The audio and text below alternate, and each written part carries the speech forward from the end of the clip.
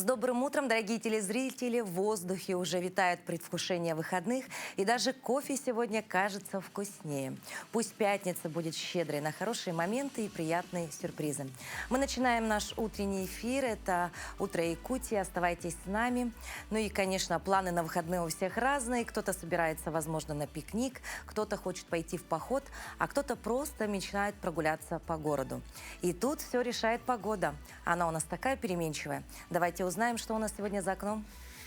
В центральных районах температура воздуха на 6 часов утра была на отметке плюс 23 градуса. В заречной группе 22-30 выше 0. В южных до 27 градусов тепла, в Вилюйской 22-31 со знаком плюс. В Нижнеленских до 26, в западных 21-29. В Колыму-Дигирской группе Улусов до 22, в Янских 3 градуса, максимально 14 градусов. На северо-западе до плюс 31. В Якутске температура воздуха на 6 часов утра была на отметке плюс 19 градусов. Атмосферное давление 746 миллиметров ртутного столба. Ветер юго-восточный 1 метр в секунду. Сегодня днем малооблачно. Ветер до 2 метров в секунду. Температура воздуха ожидается до 31 градуса. Есть в летних утрах что-то особенное. Тишина, легкий ветерок, первые лучи солнца. Ну и, конечно, например, йога на свежем воздухе – это отличный способ замедлиться и почувствовать это мгновение. Мы ежедневно делаем зарядку вместе, но вот именно сейчас вам необходимо будет подготовиться, как минимум взять коврик и повторить несложные упражнения вместе с нашим инструктором.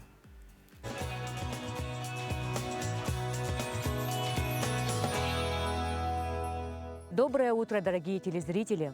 Сегодня я вас познакомлю с комплексом простых упражнений по направлению йога. Так, берем правую руку, располагаем ее в области височной части. Вторую руку можно положить на бедро, чтобы вам было удобно. И самое главное, обратите внимание на ваш локоть.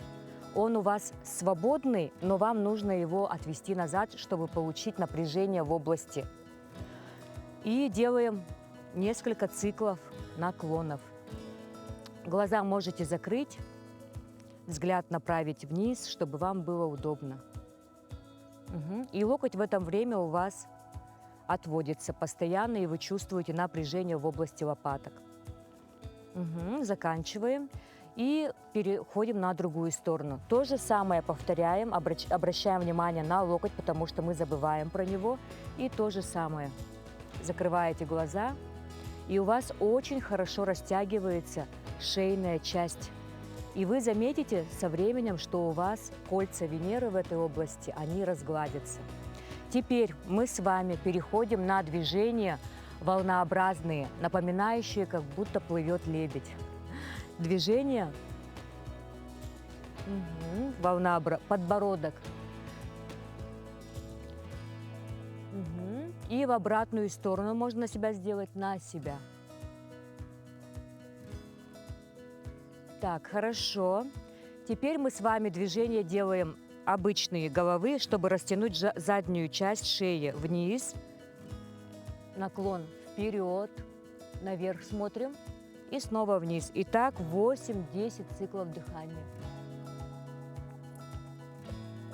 Не торопимся, делаем аккуратно.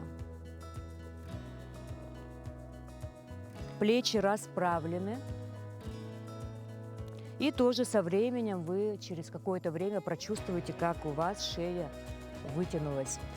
Вы можете это делать не только вне дома, но и на работе во время обеденного перерыва. Разводим в сторону, и у нас обязательно ощущение, будто пространство расширилось. Лопатки сводим настолько, чтобы они друг к другу тянулись. И обратно. И здесь вы почувствуете, как у вас хорошо плечи раскрываются. Опять перед собой смотрим на кончики пальцев. Разводим. И снова вперед. Теперь мы с вами руки делаем в замок. И наклоны. Наклоны нам обязательно очень нужны, потому что улучшается кровообращение в головном мозге. И, конечно же, улучшается цвет лица. Наклон с прямыми ногами. И у вас хорошо очень работает В области лопаток. И немного можем присесть. Потом мы делаем, руки освобождаем и наклон к прямым ногам. Немножко, если что, можно колени согнуть. Медленно-медленно приподнимаемся и снова раскрываемся. Очень важно соблюдать баланс во всем, не только во внешнем мире, но и во внутреннем. Прижимаем к себе. Замечательно будет, если у вас рядом есть стена, когда вы только впервые все это начинаете. Прижимаем и выворачиваем стопу так, чтобы вы чувствовали комфорт. Самое главное, комфортно. Рука может быть направлена вверх, либо мы ее располагаем в области бедер. Так очень удобно раскрывать тазобедренные суставы, и это очень хорошо и полезно для малого таза. То же самое мы делаем с другой стороны. Самое главное, колено нужно подтянуть вверх. Также разворачиваем стопу и находим баланс. Если что, мы представляем, что у нас есть стена, либо действительно мы держимся. Так будет удобнее. На этом комплекс упражнений завершен. Я благодарю вас за уделенное ваше время. И помните о том, что йога доступна для всех, независимо от возраста, пола. Самое сложное в йоге – это расстелить коврик. Ну а сейчас мы передаем слово нашим коллегам из информационной службы.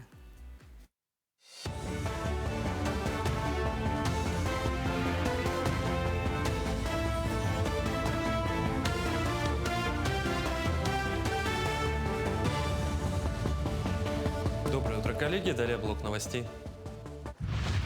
Правительственная делегация во главе с полпредом президента на Дальнем Востоке Юрием Трутневым, министром по развитию Дальнего Востока и Арктики Алексеем Чукунковым и главой региона Айсаном Николаевым посетила кадетскую школу-интернат, где сейчас проходят учебно-тренировочные сборы «Старт к вершинам». Полпред оценил работу республики по военно-патриотическому воспитанию как полноценную. По его мнению, профильные проекты реализуются в нашем регионе в полном объеме.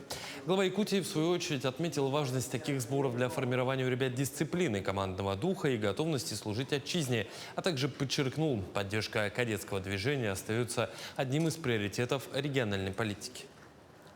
Очень важная задача, она не может быть не решена для того, чтобы наша страна все-таки развивалась и шла вперед. Вот время показало, что вот как раз те ошибки, которые были в 90-х годах, они сегодня дают очень такой серьезный негативный сигнал, на который мы как государство обязательно должны прореагировать и в будущем, наоборот, еще усиливать больше как раз внимание вопросам патриотизма.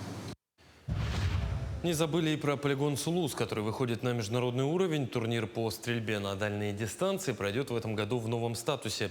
Трутнев и Николаев обсудили работу полигона, который уже зарекомендовал себя как эффективная площадка для подготовки снайперов и проведения соревнований по стрельбе на дальние дистанции. Это позволит привлечь участников из дружественных стран, повысить уровень состязаний и укрепить репутацию площадки как одного из ключевых центров стрелковой подготовки на Дальнем Востоке. Сегодня заявились 4 страны. Мы посмотрим, если, скажем, коллеги подтвердят свои заявки, то мы их, конечно, пригласим. Обсуждались вопросы того, чтобы турнир действительно соответствовал статусу международный, чтобы все это было подготовлено как для наших бойцов и спортсменов, так и для наших гостей. Со следующего года Социальный фонд России начнет представлять ежегодные выплаты почетным донорам и пособия гражданам с осложнениями после вакцинации. Эти функции, ранее находившиеся в ведении регионов, будут переведены на федеральный уровень и станут предоставляться без заявителя. Председатель фонда отметил, что автоматизация процессов и принцип одного окна позволяют унифицировать стандарты и ускорить назначение выплат. На данный момент Социальный фонд, напомню, уже администрирует 72 различные меры поддержки, переданные от других ведомств. Зимние каникулы у российских школьников в новом учебном году будут короче, чем в предыдущем, но на один день. Согласно расписанию, дети будут отдыхать с 31 декабря по 10 января, тогда как в прошлом учебном году каникулы длились с 31 декабря по 11 января. Новый учебный год начнется 1 сентября и завершится 26 мая 2027. Якутские мореплаватели Русского географического общества на яхте «Эйва» взяли курс на остров Беринга, чтобы доставить к месту захоронения великого первопроходца капсулу с землей из его родного датского города Хорсенс. Несмотря на поломку двигателя, в сложных условиях при выходе из устья реки Камчатки экипаж сумел провести экстренный ремонт и успешно пополнить запасы в поселке Усть-Камчатский. Сама экспедиция, напомню, проходит в рамках проекта по следам великих северных экспедиций, реализуемого на Гранд РГО. Конечная точка маршрута в 250 километрах от материка, где участники планируют завершить свою мемориальную миссию. На этом все. Хорошего дня и оставайтесь на нашем телеканале. Якутия – огромная республика, и найти работу по душе не всегда получается в родном поселке или городе. А переезжать в другой район страшновато. Может быть, это дорого, может быть, неизвестно. Ну и, конечно, есть страх, что же ждет нас на новом месте.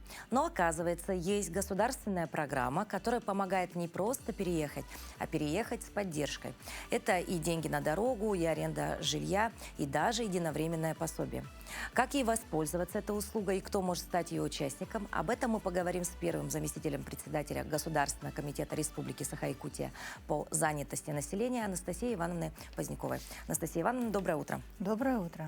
Вот, расскажите немного, пожалуйста, про программу стимулирования трудовой мобильности граждан. Да? В чем ее суть, ну и, соответственно, кто может стать участником? Да. Ну, действительно, эта мера у нас достаточно давно. Население мы информируем, да, что есть такая мера поддержки для граждан, ищущих работу.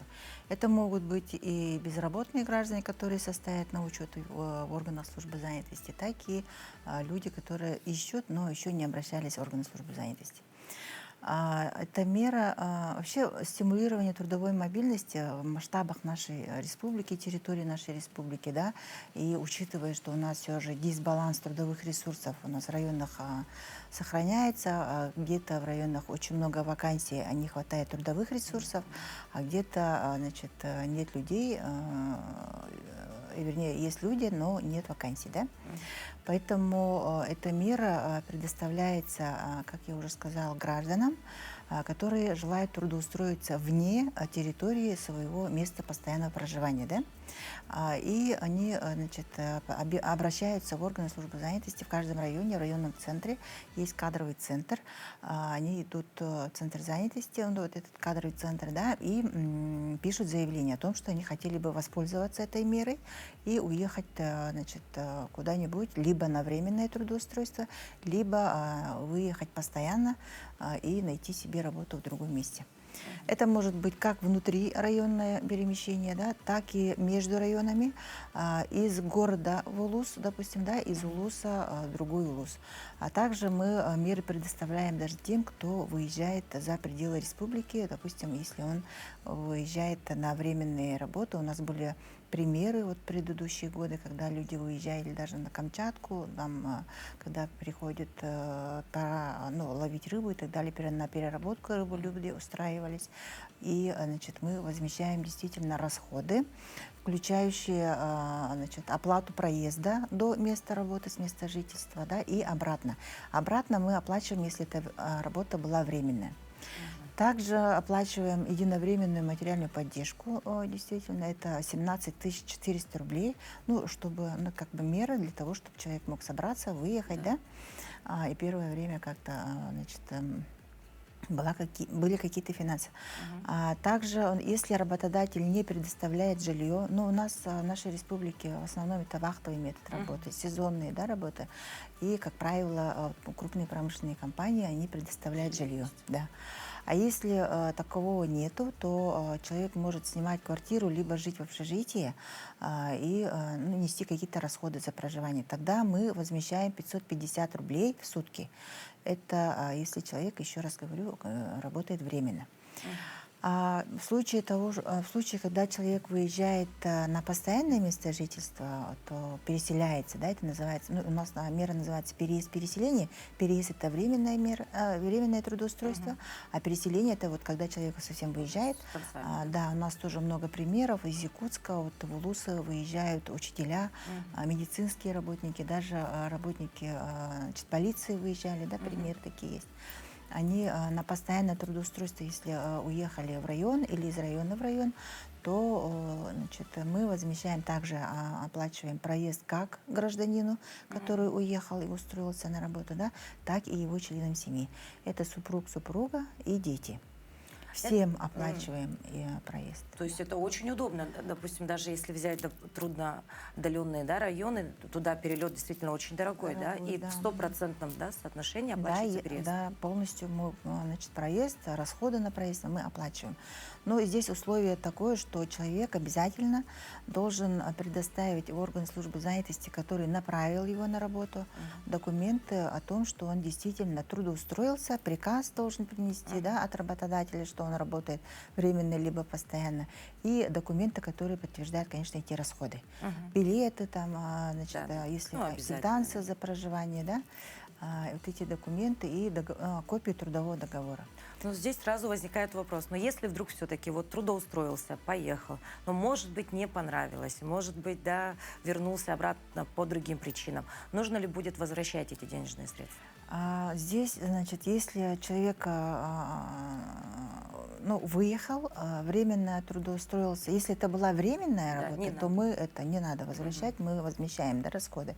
А если это было постоянно, но он по каким-то причинам, значит, уволился там в течение месяца и тому прочее, да, он должен найти другую работу. Но ему дают возможность, если он переехал, человек, со всей семьей не может просто взять и уехать, а потом сказать: ой, мне здесь, оказывается, не нравится, да, я могу уехать, и верните мне деньги там или что-то такое. Такие случаи редки, да? Да, это обычно бывает. Хорошо. А если, допустим, вот вы говорите, успешные примеры были, да, то есть люди знают про эту программу, обращаются, и, собственно, она работает, да, но почему все-таки стоит обратить внимание на программу, да, стимулирования трудовой мобильности граждан, да?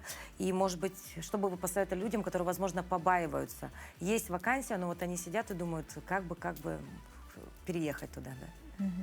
Нет, это информация.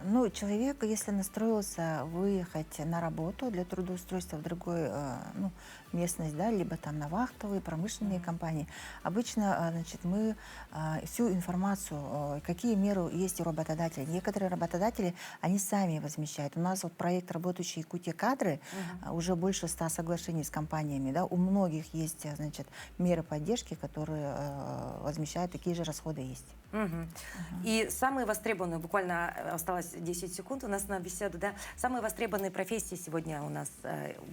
В основном это 60% это остаются рабочие профессии, водители, слесари, всевозможные, значит, водители большегрузных автотранспорта, да, вот экскаваторщики, бульдозеристы.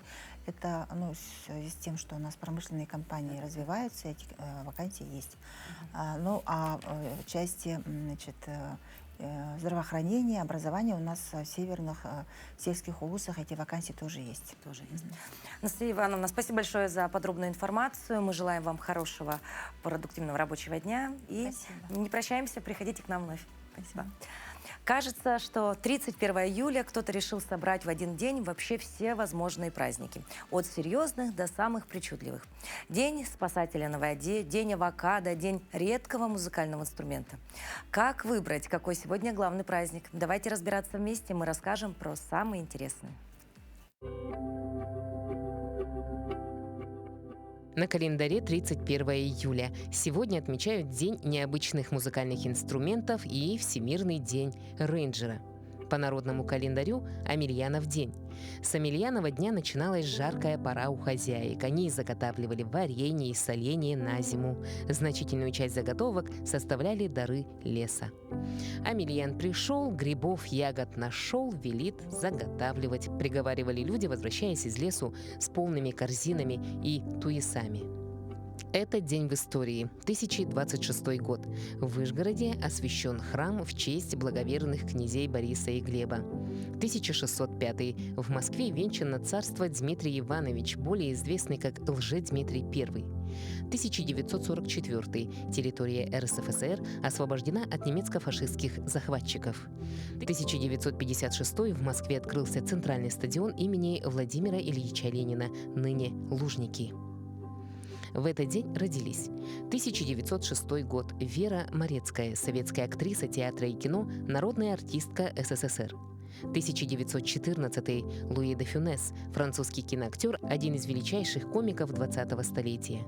1930. Олег Попов, советский артист цирка, клоун, актер, народный артист СССР. 1937. Эдита Пьеха, советская и российская эстрадная певица и актриса, народная артистка СССР. 1945.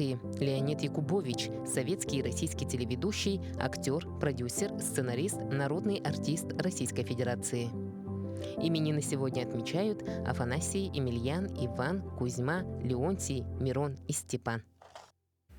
Среди всех необычных дат 31 июля есть и день редкого музыкального инструмента.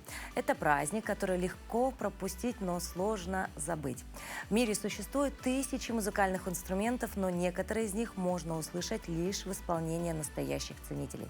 Один из таких мы можем услышать в нашем следующем сюжете.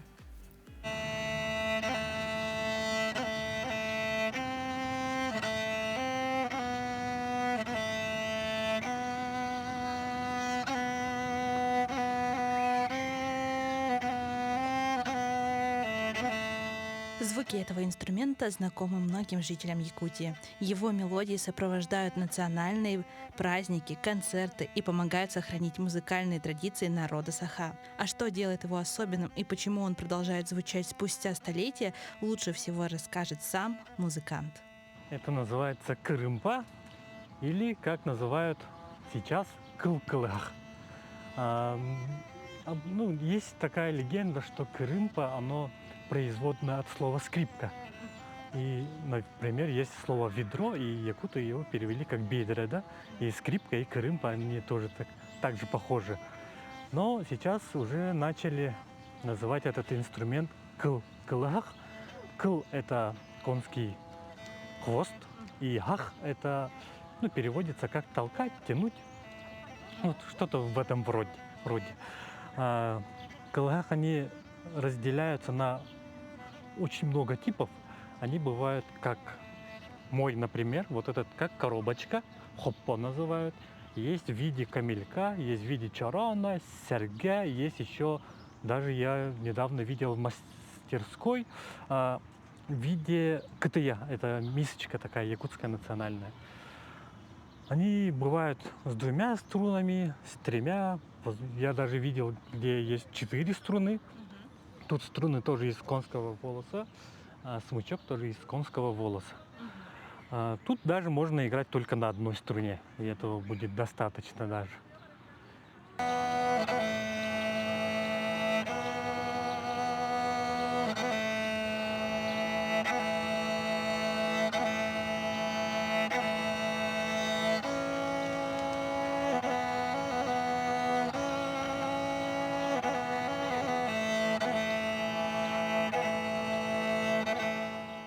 Сегодня интерес к национальной музыке растет. Все больше молодых людей открывают для себя звучание кырымпы, сохраняя традиции и наполняя их новым смыслом.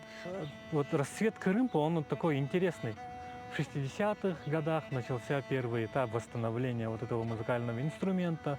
Потом с начала 70-х появились новые мастера, верхоневлюйские, в Бдигстяхе, и они начали заново возрождать это искусство. Потом вот в 2014 году появился ансамбль Кылсаха.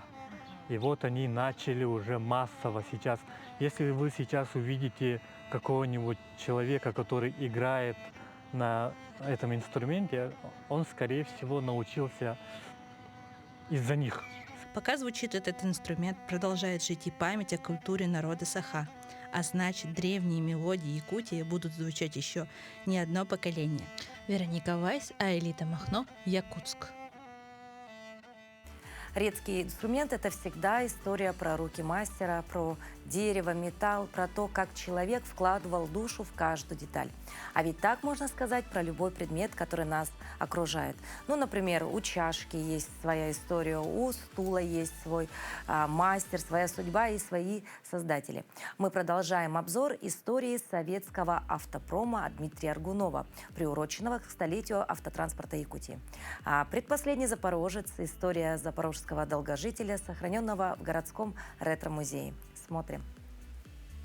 Производство ЗАЗ-968М начали в 1979 году, а закончили только в 1994. Модель готовили еще с начала 70-х годов. Тогда в Запорожье уже работали над передним приводным автомобилем, будущей Таврией. Но пока хотели не просто модернизировать 968, а внести в его конструкцию максимум изменений. На прототипах испытывали даже переднюю подвеску Макферсон и дисковые тормоза спереди, но пустить все это в серию так и не удалось. А вот элементы кузова освежили. На передке появилась черная накладка вместо хромированной, черные ободки фар, иногда бамперы. Хром в те годы действительно выходил из моды, а тут еще и заметная экономия металла, ведь модные ободки фар были резиновыми. Поставили также иные указатели поворотов. Выражение лица запорожцев все-таки изменилось. Сзади установили современные прямоугольные фары вместо круглых, которые были модными в начале 60-х годов. Но главное, конечно, то, что запорожец в таком кузове впервые перестал быть ушастым. Мыльницей остался, а вот ушастым перестал. Вместо воздухозаборников ушей появились скромные и по-своему даже элегантные решеточки на крыльях и на капоте. Над системой охлаждения, которая никогда не была сильным местом мелитопольского двигателя, поработали как могли. Мотор остался прежним – V4 воздушного охлаждения. На опытных запорожцах пробовали 50-сильный вариант двигателя рабочим объемом 1,2 литра, но такой двигатель требовал 92-й бензин. В серии он не пошел. Горловина бензобака по-прежнему располагалась под капотом. Это и хорошо, и плохо. Плохо, потому что на заправке надо открывать капот и постараться не брызнуть бензином на горячий двигатель. А хорошо, потому что доступ к горловине бака был всегда на замке. Бензин не слить. Важное новшество модели 968М, которую в народе называли М-кой, заключалось в том, что запаску пристроили моторный отсек, разгрузив багажник. Сам багажник облагородили пластмассовыми деталями, которыми прикрыли отопитель салона и рулевую колонку. Конечно, в 80-е годы и тем более в 90-е запорожцы покупали не от хорошей жизни. М-ка была самой дешевой отечественной разработкой. Вот и нехитрый секрет спроса на запорожца. У вещей долгая история. Они живут десятилетиями, переходят из поколения в поколение. А у хорошего блюда история короткая. Оно рождается на кухне и живет ровно столько, сколько нужно, чтобы его съесть и запомнить этот вкус. Сегодня как раз такой случай. В рубрике «Блюдо дня» мы рассказываем про бузы. Блюдо, которое не терпит долгого ожидания.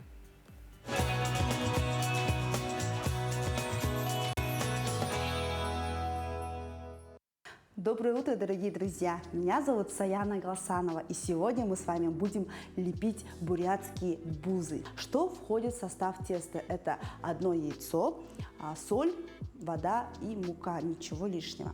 Допустим, на 1 килограмм фарша достаточно будет 500 миллилитров воды, килограмм муки, одно яйцо, 1 столовая ложка соли, все это перемешиваем. И вот такой консистенции у нас будет тесто. Далее мы его хорошенько раскатываем.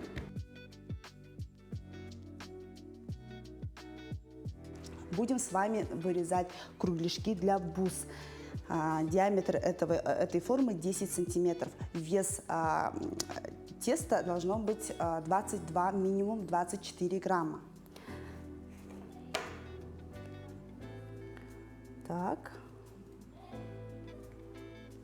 Угу. Вот такой вот кругляшок у нас получается. Смотрите, как только вы тесто замесили, ложим это все тесто в пакет и даем отдохнуть минимум 30 минут в комнатной температуре. Не в холодильник, а просто на столе оставили тесто, она отдохнула, далее мы ее вытаскиваем, вырезаем тот кусок, который нужно раскатать, дополнительно его не месим, просто раскатали, кружки сделали и уже начинаем лепить. Из чего мы лепим бузы? Я сейчас вам расскажу. Самое интересное самую интересную начинку буз. Почему они у нас очень сочные, мясистые.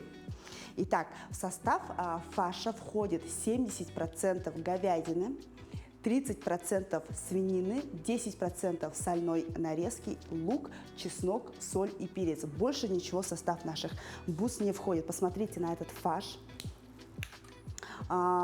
Здесь у нас килограмм фарша, то есть 700 грамм говядины, 300 грамм свинины, 100 грамм сольной нарезки. Сольная нарезка – это сало, 1 головка лука, 3 зубчика чеснока, соль, перец по вкусу. Далее мы это все хорошенько размешиваем. Соль, перец, смотрите, мы не просто закидываем соль сверху фарша, а мы его растворяем в кипяченой воде.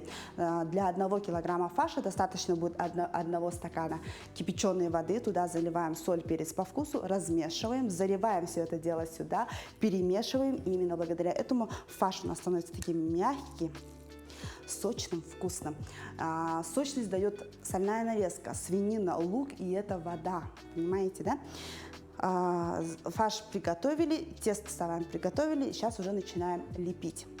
Смотрите, я вырезаю вот из всего этого теста кругляшки и начинаю лепить. С 1 килограмма примерно выходит 25-30 штук буз. Весовая категория, помните, да, 22 минимально, 24 должно весить тесто. Буза, изделие должно весить 62 грамма. Далее мы начинаем уже лепить. Смотрите, какая красота. Это у нас выемка для того, чтобы бузы у нас были не плоскими, а такими круглыми. Большой палец у нас утрамбовщик, он утрамбовывает фарш и работают вот эти вот 2 пальца. Защипнули, можете чуть-чуть приподнять, утрамбовщик вам помогает. И загнули, схватили, и буза крутится вот этими пальцами. Она на месте не стоит, крутится, крутится, крутится, крутится. Чем меньше берем, чем красивее буза будет смотреться. Берем только краюшки и заканчивая там, где у нас был первый защип. Вот таким вот макаром у нас получилась такая красивая буза. Готовим мы бузы в пароварке 20 минут. Свеженалепленные бузы, свежезамороженные бузы готовим 25 минут. Друзья, в настоящих бузах 33 защипа. Почему 33 защипа? Потому что это блюдо священное, блюдо ламы. И на деяние ламы у нас есть 33 загиба. Именно поэтому у нас 33 защипа в бузах. Приятного всем аппетита! Как готовятся вкусные блюда, мы узнали. Рецепт, надеюсь, вы записали, чтобы сегодня или выходные можно было приготовить эти самые бузы. Осталось самое сложное – съесть это красиво, не нарушив законы столового этикета. Согласитесь, даже самое вкусное блюдо можно порой испортить неловким движением, ну, допустим, ножом или вилкой. Как не запутаться в приборах и как чувствовать себя уверенно за любым столом, разбираемся прямо сейчас. Всем доброго утра, хорошего настроения. Мы, как всегда, даем полезные советы. И сегодня мы вам расскажем о том, как сделать красивую сервировку стола. Если у вас торжество или просто семейный завтрак или ужин, можно достать красивую посуду, но это нужно делать правильно. Нам сегодня в красивом ресторане «Седьмое небо» предоставили возможность провести съемки. Кстати, здесь вы всегда можете насладиться трапезой и красивой сервировкой. Сегодня в качестве эксперта у нас Анатолий, преподаватель Якутского технологического техникума сервиса имени Готовцева по направлению туризм и гостеприимство. Ну вот, наверное, у нас как раз сегодня и то, и другое. И то, и другое, и гостеприимство, и встреча, и прекрасная сервировка стола. Ну, мы сейчас видим замечательную сервировку, очень красивую, но хочется узнать, для чего у нас столько тарелок и с чего вообще начать сервировать свой стол. То есть от чего зависит количество приборов, количество тарелок, количество бокалов.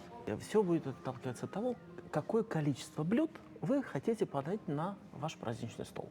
Естественно, от этого будет зависеть и количество приборов, и количество тарелок, и, соответственно, какие напитки будут у гостей. Если мы с вами сейчас посмотрим внимательно на приборы, то увидим, у нас с вами есть вилка и нож. Это закусочные вилка и нож. Значит, первое у нас будет закуска. Естественно, когда принесут и подадут нам закуску, мы будем пользоваться этими ножами и вилкой. После этого эти приборы у нас уходят, и у нас остается столовая вилка и столовая ложка. Соответственно, у нас будет с вами первое блюдо, которое мы будем вкушать, и после этого она уходит. И у нас остается основное блюдо, которое мы будем с вами, которое нам подадут, и мы с вами будем его кушать. Соответственно, у нас есть еще одна ложка, но это уже ложка для десерта, и она находится поодаль. Она может быть при полной сервировке сразу отсервирована, если подразумевается смена, так скажем, столовых декораций, то ее можно досервировать чуть позже, потому что десерты тоже бывают разные. Их можно есть ложками или вилками. Поэтому от этого тоже все зависит. Если вдруг вы попали на какой-то банкет и не знаете, как сориентироваться, какие приборы брать, то мы их берем, соответственно, по очереди. Сначала крайний. Совершенно верно. От края к центру. Все гораздо проще, чем казалось бы. Ну, с приборами мы более-менее разобрались. Давайте теперь узнаем, какие бокалы у нас присутствуют и вообще сколько их может быть. Бокалы могут быть разные, смотря что ваши гости предпочитают. И смотря для какого блюда, что вы будете подавать из напитков. Соответственно, есть разные формы бокалов. Есть для красного вина, есть для белого вина, есть бокалы для шампанского. Но они здесь представлены у нас в двух видах. И вот такой формы, и такой вот формы, да, соответственно. Вот это больше стакан для воды или сока, в частности, а вот это для более крепких диджестивов, напитков. Ну, у нас здесь представлено оформление стола в виде салфетки. Салфетки из ткани, да, вот она такая красивая, белая. Как ее используют? Если вообще используют ли ее по назначению? Салфетка используется по назначению. Она не предназначена для того, чтобы ее взять и повешать на спинку стула.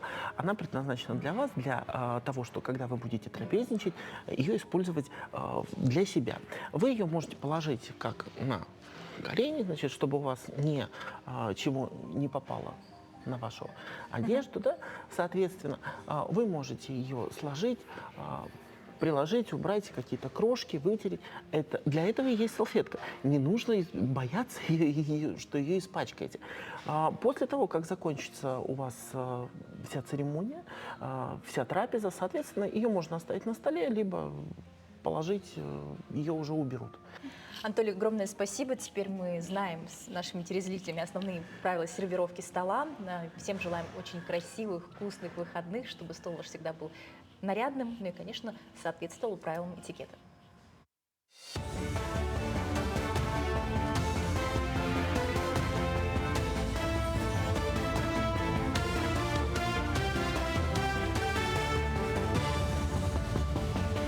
Доброе утро, коллеги. Далее блок новостей.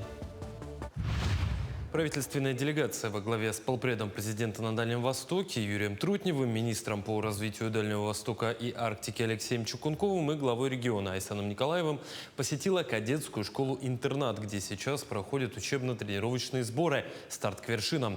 Полпред оценил работу республики по военно-патриотическому воспитанию как полноценную. По его мнению, профильные проекты реализуются в нашем регионе в полном объеме. Глава Якутии, в свою очередь, отметил важность таких сборов для формирования у ребят дисциплины, командного духа и готовности служить отчизне, а также подчеркнул, поддержка кадетского движения остается одним из приоритетов региональной политики. Очень важная задача, она не может быть не решена для того, чтобы наша страна все-таки развивалась и шла вперед. Вот время показало, что вот как раз те ошибки, которые были в 90-х годах, они сегодня дают очень такой серьезный негативный сигнал, на который мы как государство обязательно должны прореагировать и в будущем, наоборот, еще усиливать больше как раз внимание вопросам патриотизма.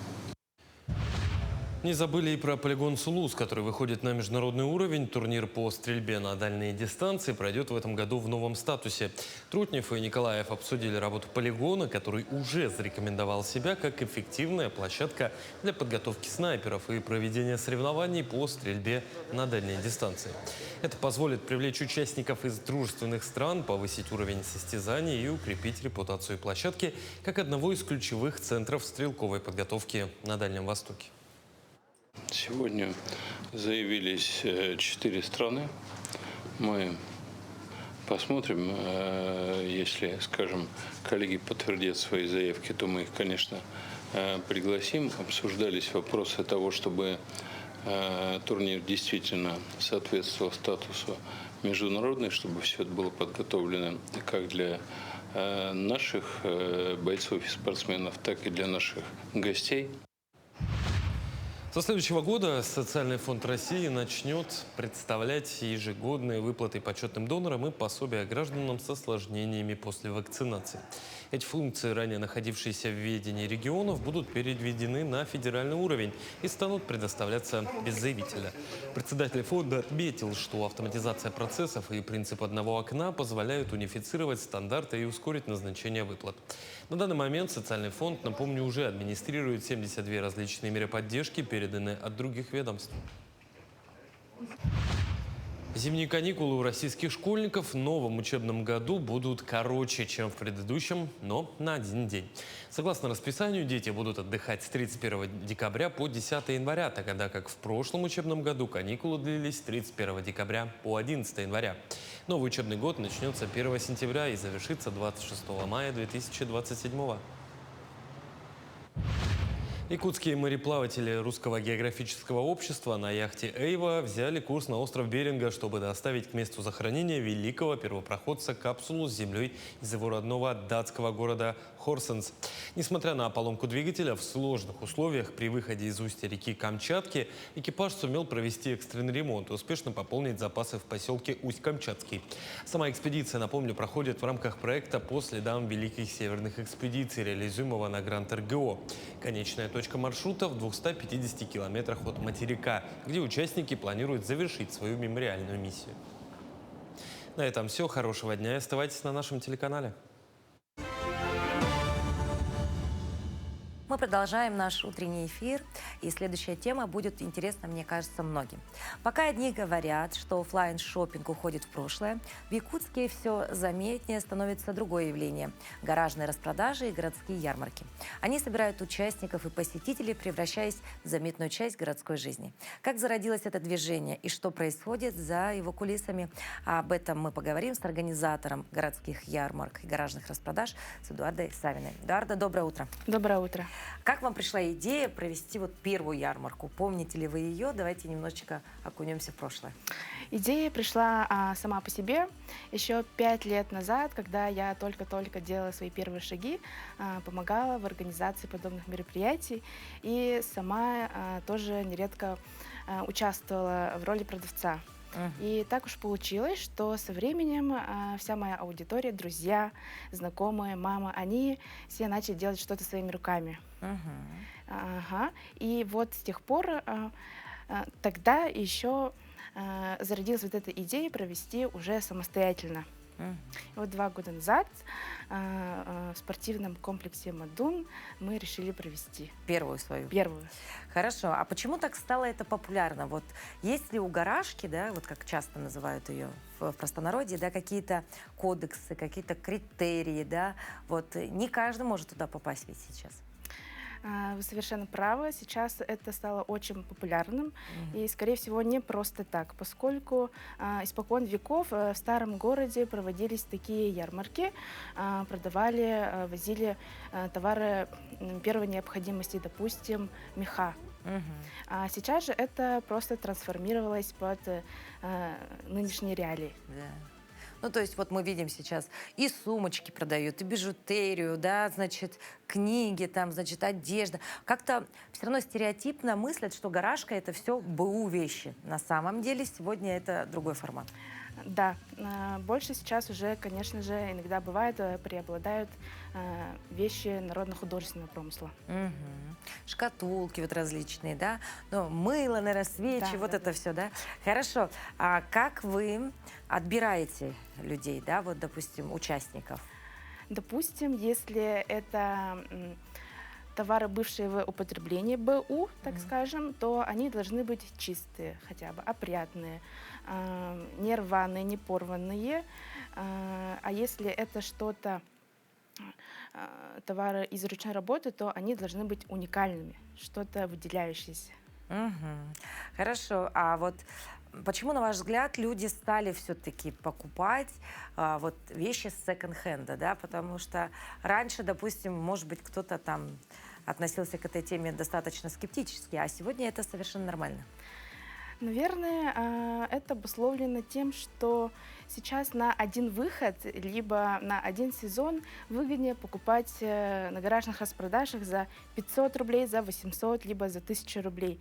И секонд-хенд, он не обязательно бывшее в употреблении ношенное. Может быть, что-то не подошло по размеру, либо потеряла Залежалась. актуальность, да, залежалась. Вот такое часто бывает у девушек. Понаберешь, и вещи висят с этикеткой, и потом, допустим, уже не хочется носить, да? И то же самое и с детской одеждой тоже может быть. На гаражные распродажи приходят ведь не только за покупками. Какая еще программа там зачастую проводится? Также мы проводим различные мастер-классы. Допустим, это может быть роспись по гипсовым изделиям для детей, для взрослых. Делаем мастер-классы по уходу за растениями, по созданию, допустим, кактусников в домашних условиях. Также ставим фотобудки. Люди могут прийти, сделать экспресс-фотографии на фоне старого города. Также люди приходят делать расклады на картах Таро, по камням даже, да, делают картины. Вот в таком формате что-то интересное у нас бывает. Отлично. Но вот большинство, конечно, вашей аудитории, большая часть, это молодежь. Да. Вот почему вы думаете, для них важны так эти гаражные распродажи, да? И какую роль вообще подобные мероприятия играют в жизни города в целом? Молодежь сейчас у нас активно принимает участие. Возможно, это связано с популярностью показывать свою индивидуальность. А такие уникальные вещи можно как раз-таки найти на гаражных распродажах. Сами такие мероприятия, ярмарки, думаю, имеют место быть в нашем городе, поскольку помимо прочих товаров есть еще и товары народно-художественного промысла. Думаю, такие вот это нужно как раз-таки поддерживать и развивать. Но если вот, допустим, на вашей памяти что-то интересное, что вы приобрели на гаражной распродаже, да, вот, допустим, в вашей коллекции? Я обожаю кольца. Да, каждый раз по чуть-чуть приобретаю себе кольца. У меня их порядка уже больше 20 штук, и они все из натуральных камней. Да, у меня тоже есть своя мини-коллекция. Мини-коллекция. И вот гаражные распродажи – это отличный способ, да, приобрести что-то новенькое. Да. Хорошо, но вот ближайшая гаражная распродажа когда у нас ожидается? Ожидается у нас сегодня. Сегодня уже? Сегодня с 5 вечера в Старом городе, как обычно. Вот так вот. Поэтому, если вдруг сегодня не знаете, как провести время, вперед на территорию Старого города, посмотрите, просто проведите время. Хорошо, если вот ваш совет, сидят молодежь и не знают, чем себя занять, может быть, боятся запустить свой собственный проект, что бы вы пожелали? Я пожелала бы не побояться, а пробовать, поскольку гаражная распродажа – это такая площадка, где можно быстро все узнать, понять. Почему бы нет, да? Отлично. И вот на такой позитивной ноте мы завершаем наш эфир. И по традиции в пятницу мы завершаем его музыкальной паузой. Увидимся в понедельник. До новых встреч. Всего доброго. И как всегда мы напоминаем о том, что если вдруг вы пропустили что-то, вы всегда можете пересмотреть наши выпуски в социальных сетях. Присоединяйтесь в нашу большую утреннюю семью. Ну и вот, как сказала Эдуарда, не бойтесь, начинайте проекты, пробуйте. Ну или хотя бы придите и посмотрите на тех людей, кто это делает. Хороших вам выходных. Увидимся.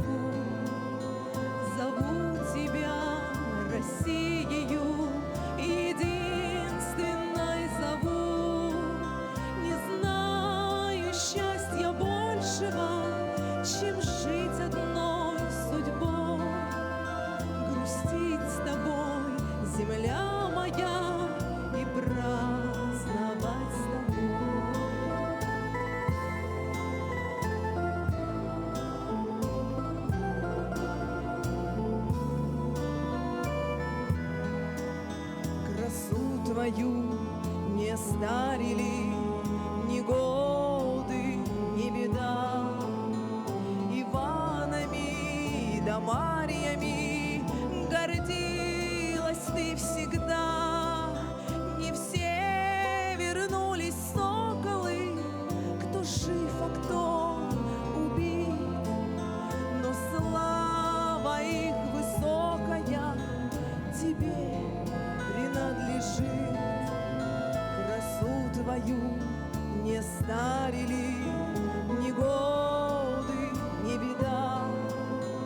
Иванами да Марьями гордилась ты всегда.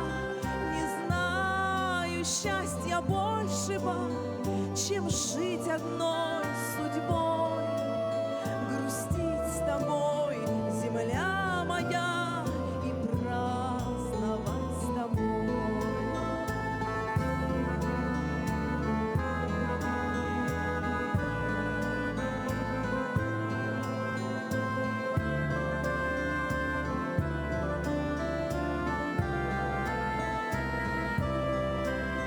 Не знаю счастья большего, чем жить одной судьбой, грустить с тобой.